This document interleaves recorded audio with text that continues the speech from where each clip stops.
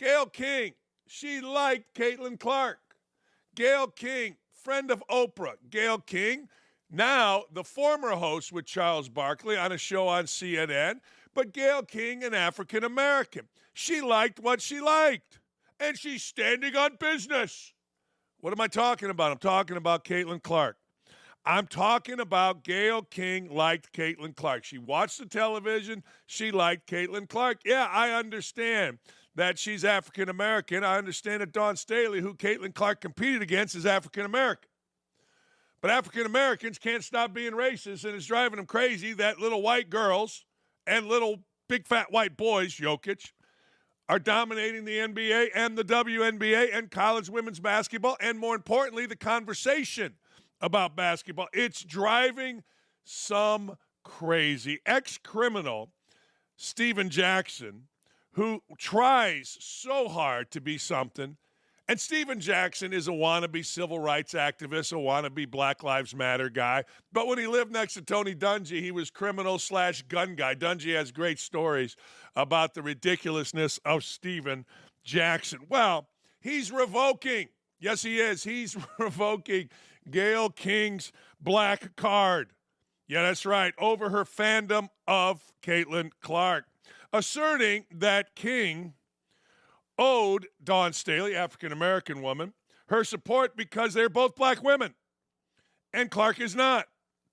Race baiter Mike Freeman of the USA Today, who's really the funniest column alive, he's tried so hard. He wrote an article complaining that the lack of signature shoes for black players is bad, black WNBA players. Look, let me address Mike Freeman.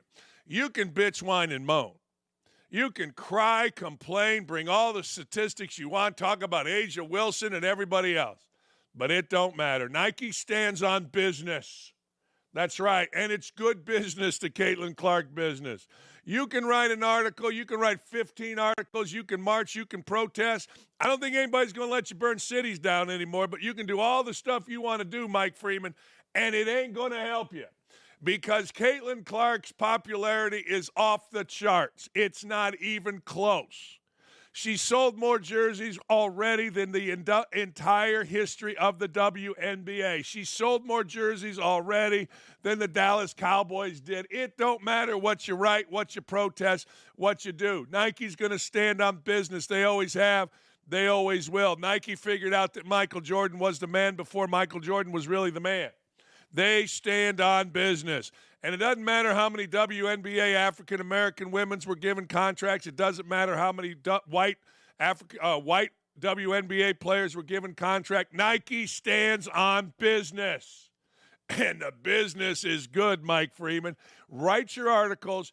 Get mad. Show that you're nothing more than a sorry-ass, race-baiting, half-ass media guy. But you ain't going to win this one. Because I'm telling you, anybody, anytime, anywhere, black-owned, white-owned, big or small, wants to be in the Caitlin Clark business, period. And if it offends who was given shoe contracts prior, so be it. If it pisses you off, so be it. You want to write an article in a paper nobody reads, so be it. You're trying to get that cap money, so be it. It don't matter. The Caitlin Clark business is good. And Nike is smart, really smart, for getting in the Caitlin Clark business. And I would say this. If an African-American player captured the imagination like Caitlin Clark, I can guarantee you that Nike would be doing the same thing. Now, how do I know that? Michael Jordan. Simple. Came out of college after getting his ass kicked by me because he knew there was nothing he could do in college. He couldn't get past me if they had to play Indiana again the next year. He knew. He left. And guess what? Nike was smart. They realized, hold the phone. We saw the Olympics. We saw what this guy's capable of. We're going to sign this guy. It's no different than Caitlin Clark. But, of course, the race baiters are pissed. We're pissed. Look, Mike Freeman, I'm glad you're pissed. You should be pissed. You're an interesting voice. Now go stand over there and be pissed. It's no different than you tell your kids. You're mad? Oh, good. Go over there. I used to tell my son, nose in the corner. Huh? Nose in the corner. You're mad? You're crabby? Nose in the corner. Go put your nose in the corner. It's solid. It's not bad. Yeah, I don't care if people are mad. Be mad. But I'm telling you this, Nike ain't stupid. Nike's not stupid at all. All right, let's go through this. You ready? Let's go from front to back. Let's hear from Steven Jackson. Steven Jackson gets a lot of pub for being a stone idiot. I mean a stone-cold fool. At least he was here in Indianapolis. Maybe he is back. Well, hold on. I'm going to do this in reverse. Let's hear, excuse me, here is Mike Freeman, the very racist commentator. Here it is. Wilson's lack of signature shoe is getting a fresh look because Caitlin Clark is expected to get a signature shoe in the near future. If she does, Clark would join only 3 other WNBA players with signature shoes: Breanna Stewart, Ella Delle Donne, and Sabrina, whatever you say her name. You notice the pattern here? Yes, they're all white. There have only been 12 players in the history of the WNBA with their own signature shoe.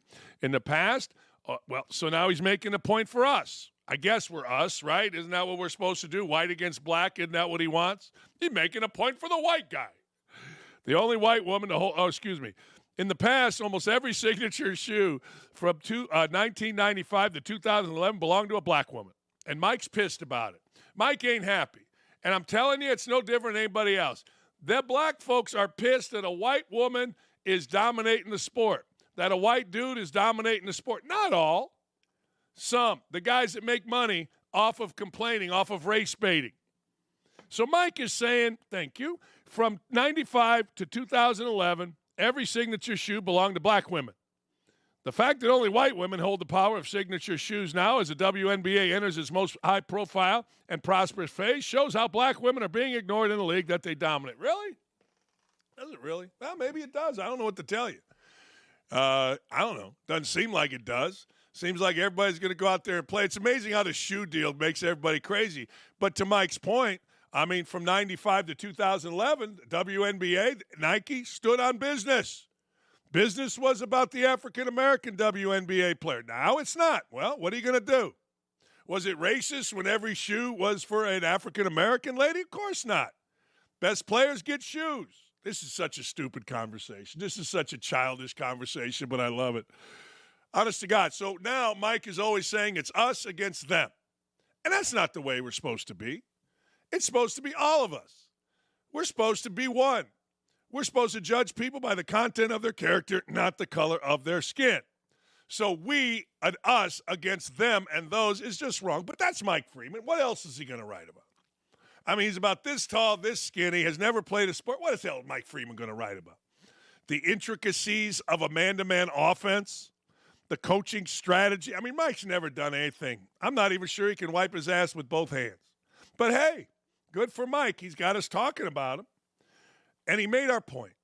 Our point here today is if you're good enough, we stand on business. We're going to get you a shoe. Now, it didn't stop there, of course. Steven Jackson, not Stephen A. Smith. Stephen A. Smith's too smart for that. And more of these other clowns talk, the more I appreciate Stephen A. Smith. But Steven Jackson's really stupid. I mean, he just is. I mean, we experienced the stupidity here in Indianapolis. Here's what he had to say about Gayle King supporting Caitlin Clark over an African-American woman, Dawn Staley. So, Gayle King's supposed to be somebody that's big in the journalism space, right? And I don't consider her black media. Y'all give her all these passes because she fuck with she's Oprah friend. I don't give a fuck who friend she is. I don't do nothing for nobody. But you cannot demean Dawn Staley like that. You talking to her about winning the championship, about going undefeated, and you have the nerve to get on there and say, well, we was rooting for Caitlin Clark and you broke everybody's hearts. Who is we? Who is we? All the black people I know was rooting for Dawn Staley. We all fans of Caitlin Clark, but the way you put it, that shit was trash. Yeah, and I'm glad it's a new day in the media space. You know what I'm saying? Because you so intelligent, you don't even say stuff like that to somebody on the interview. You just demeaned her and made it about Caitlin Clark. That's trash. Super trash. That's trash. Maybe it just means everyone. Maybe it just means people. Does we always have to mean a race? Apparently to Steven Jackson it does. If you're African-American, you say we, you could only be talking about African-Americans. I mean, that's the Steven Jackson world that we live in. We means only African-Americans. What if we meant everybody? What if Gayle King is, well, a normal thinking human being that sees everybody as one? What if Gayle King isn't a racist clown like Steven Jackson, who when he hears we must equate it to African-Americans? What if Gayle King looks at Caitlin Clark and doesn't see color? I mean, that was the big thing, right? A few years ago, do you see color? Every white guy's like, no, man, I don't see color. Well, maybe Gayle King doesn't see color. Maybe Gayle King just sees what we all saw. An exciting basketball player that, for whatever the reason, captured the hearts of the basketball watching community. Men, women, black, white. Maybe that's what she meant by we. Maybe racist clown Steven Jackson can't understand that because, well, he's a racist clown. And we must mean us against them against us. Okay, I guess to you. But to anybody with half a brain, with Steven Jackson, all you got to do is listen to, and you understand that's not quite there. All you got to understand is Steven Jackson is a racist. And we put up with it. And we talk about it. I am. But good for Gayle King. She used we in terms of us. Judging people by the content of their character, not the color of their skin. Seeing people by the content of their character and by their exploits on and off the field, not the color of their skin. That's something Steven Jackson, Mike Freeman, and others can't do. They just can't. And that's too bad. It actually doesn't matter because both of them are so inconsequential. It doesn't matter even a little bit. Hey, speaking of women's basketball, good for Angel Reese. Good for her. I don't know how this is going to be interpreted, but I'll tell you how I am interpreting it. Angel Reese put out a tweet. It said, protect young women in sports. Now, you can interpret that however you want, and I'm sure her PR team worded this very carefully, or maybe she was just sitting around and decided to put that out. I don't know. Protect young women in sports. Let me tell you how I am going to take it, all right? I am going to take it as get adult, biological males out of women's sports. Get young, teenage, biological males out of women's sports. That's how I read it. That's how I choose to read it. That's how you protect women's sports. I mean, it is. I'm sorry. You protect women's sports by making it, and this is so weird to even have to say, just women. Duh. I have an answer. I have the solution. Nobody wants to hear it. Solution is simple to those of you that are calling me uninclusive. Yeah, well, here's the deal. If you are transitioning, you have to go play with the men. I say it almost every day because, well, I believe it. I believe it's the solution. There's nobody being excluded. You're transitioning man to woman, woman to man. Hey, yay, rah. Good for you. I got no problem with you. Go play with the men. Simple as that. Because right now they're just playing with the women. And there's no rule about that. There's no Bill of Rights. There's no commandments that says you got to play with the women. It's just what's happening because, well, these guys feel they can be successful. And they weren't successful competing against men. It's very simple, but I applaud Angel Reese. I actually, to that vein, today am waiting for backlash. I'm waiting for backlash because I don't think that I picked the right fight.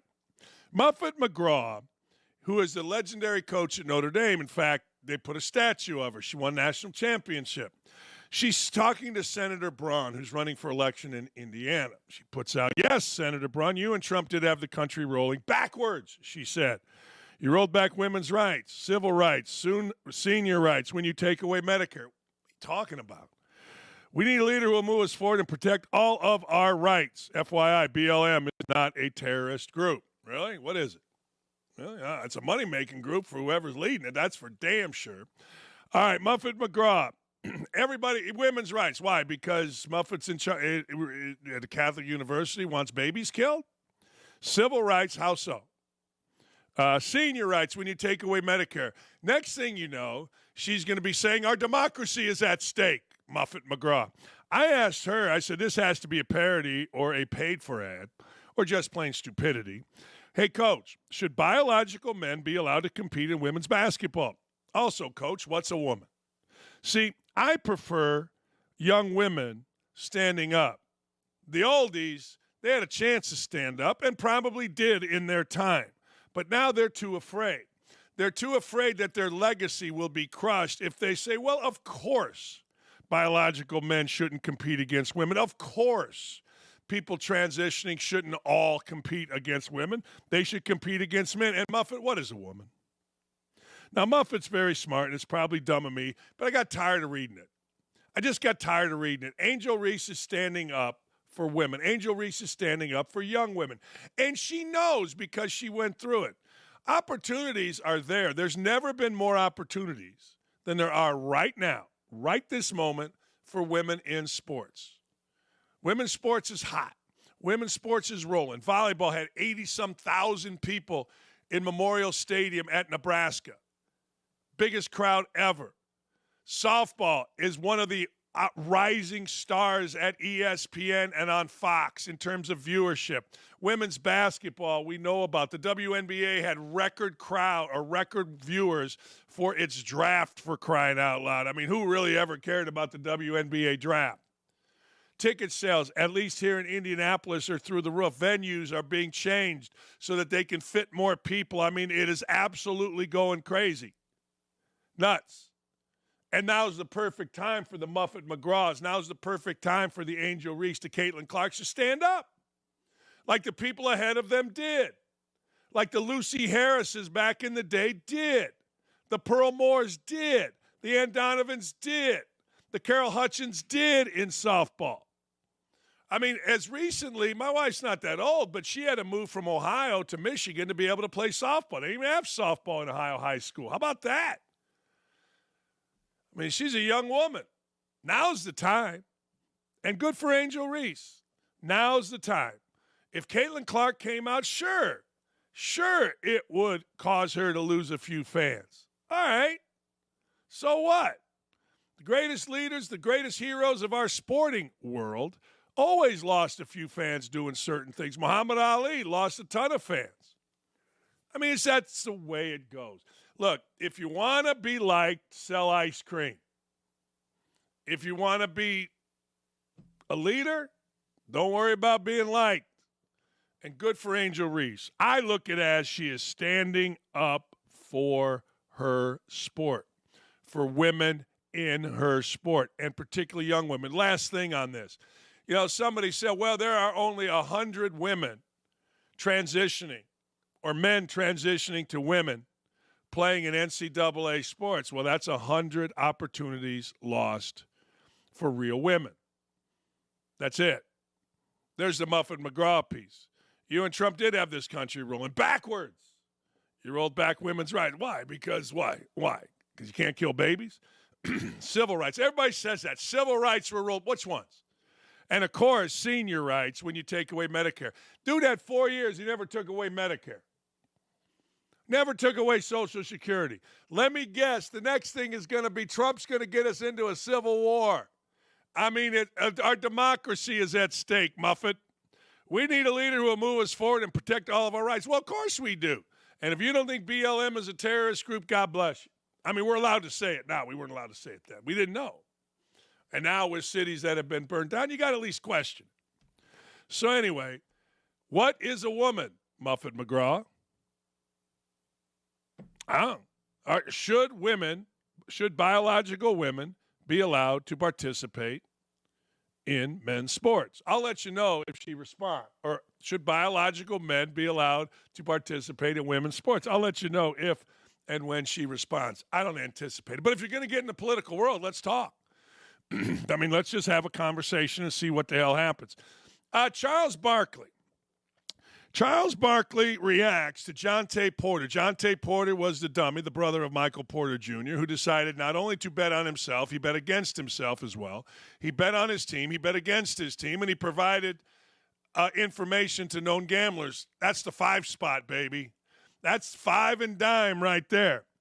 Well, Charles Barkley says Jontay Porter's suspension's too long. Here's what Charles had to say about the lifetime ban of Jontay Porter.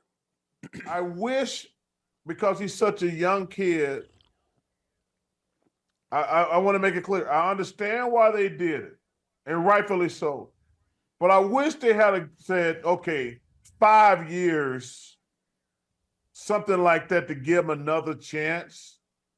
I understand, like I say, I'm talking out of both sides of my mouth. I understand why they did it, but he's such a young kid. I wish they would, because, Nick Saban says something, and he's the greatest college football coach ever. He says, yeah, people give me a hard time when kids screw up, and I give them a second chance. He says, what am I supposed to do with them?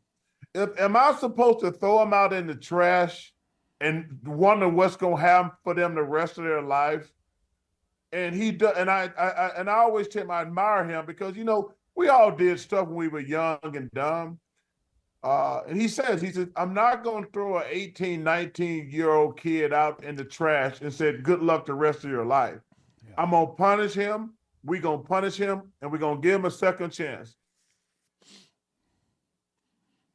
Oh, I get that. No, I totally get that. But there are certain things that make it very difficult to come back from. And Charles Barkley understands that. He says he understands that. Clearly, he says he understands that, and he does.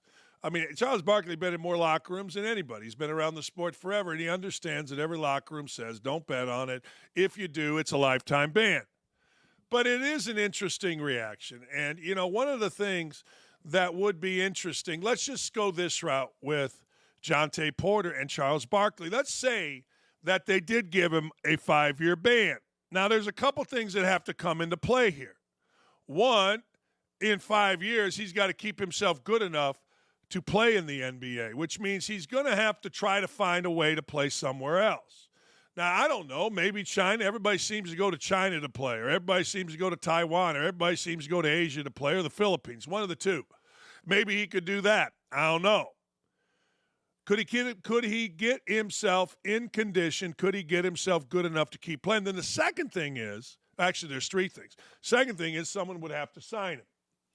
And the third thing, and it kind of goes along with the second thing, is there a team that would trust him? Would you trust him? I get that Charles is putting out something that's probably true. It probably is better for that kid if he got a 5-game suspension. And Charles understands why it's not, so I'm not criticizing Charles here. We're actually saying the same thing. I'm just giving you reasons why you wouldn't do that. Sometimes, and this is what's not happening in college basketball, sometimes you have got to protect the sport. Sometimes there are casualties in protecting the sport. And in this case, the casualty is self-inflicted, Jontay Porter. But you got to protect the sport. You can't have people saying, well, this guy has been fixing games. You can't have people saying, well, I wonder who else is. And every time somebody misses, if you let a guy back, and you got to send a very clear message. I'll guarantee you, I shouldn't say I guarantee because I honestly don't know, but I feel like I do know. I guarantee you there are others doing the same thing as Jontay Porter, and I guarantee you there are others that are sweating out Jontay Porter making a deal and ratting others out. Because that's just normal. Now, I don't know what the deal would be. He's not under any criminal prosecution yet. Maybe he will be. But the fact of the matter is there's got to be others that are sweating this one out. And when, again, in defending the NBA, which you have to do at some point, you have to. In defending the NBA, you've got to send a very clear message that this just is not happening, period. Not even a thought. Not even a little crack in our we love our players window. Players rule in the NBA. There's not with this. Now, Charles knows that, and Charles is being empathetic, and good for him. No, seriously, he's not wrong. I've let kids go, and after I heard Nick Saban say that, I did think to myself, was I too harsh? But I always felt like I was defending the sport. I always felt like I was defending the program, the institution. And my only rule was don't embarrass yourself, the program, or me. And we'll get along just fine. That's it. And when you do, then I got to react to that. But you know what? Looking back, I probably could have been more empathetic to a couple kids. I probably could have helped them as opposed to putting them out in the trash. But they ended up fine looking back on it, looking where they are now, because I've kept track of them. But they're not wrong. But this is just a little too egregious. And at some point, let me tie this in with NCAA basketball. At some point, the NCAA is going to have to decide, or college basketball is going to have to decide, or whoever's running college basketball is going to have to decide that, you know what, we got to protect our sport. We do. We got to protect our institutions. I mean, right now, guys are transferring at record numbers. Guys are leaving. Guys are coming. Guys are getting paid. Guys are getting – and it's fine. I mean, ratings are up, and that's all that people care about. But at some point, it just doesn't feel right. And that doesn't mean it should stop because some white bald guy sitting in his basement says it doesn't feel right. Do whatever you do. I don't care. I don't have to deal with it. My son does, and the stories are legendary. I don't have to deal with it, so I'm like, hey, what do I care if some guy transfers from Illinois to Indiana or Indiana to Tulane or wherever? It doesn't matter to me. I'm going to watch and hope Indiana wins. But the NBA is doing just that. The NBA is protecting its sport, whether you like it or whether you don't like it. Hey, speaking of protecting the sport, Mike McDaniel put Tyreek Hill on blast, and I like it. This is what coaches are supposed to do. The Dolphins lost to the Chiefs, and he asked why Hill was being paid so much money when he only had 63 receiving yards. They're letting the rest of the league know no one gets special treatment in the locker room. Here's what Tyreek Hill had to say.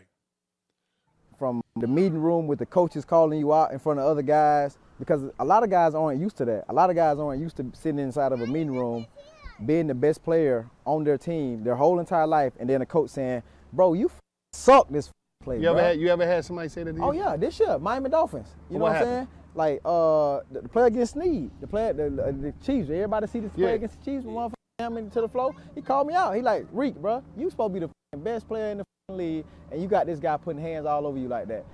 Man, we pay you all this money for what?